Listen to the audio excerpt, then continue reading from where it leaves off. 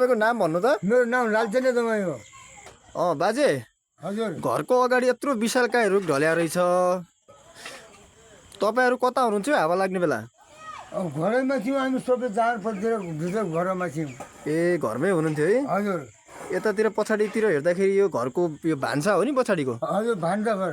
ए भान्सामा पुरै रुख ढलेर पुरा यो सबै क्षति भएको रहेछ।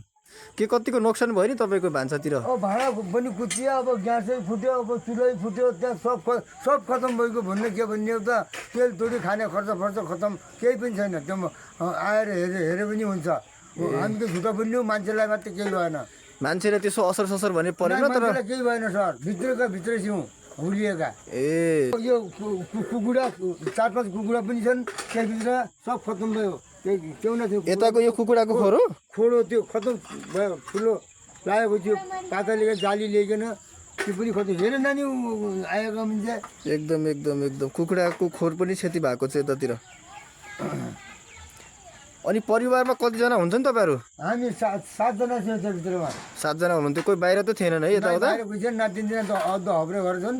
अरू छोरा 2-3 छोरा हब्रे थिए। नातिनजना यहाँ नातिनजना बर्थडे हामी सबै भित्रै थियौँ, 7 जना परिवार। यता यो भान्सा मात्रै हो कि अरू घरतिर पनि अलि असर परेको छ? घरतिर केही असर छैन सर। अहिले झुटा किन्नु पनि दिने हकिया त छ। ए ल हस् बाजे।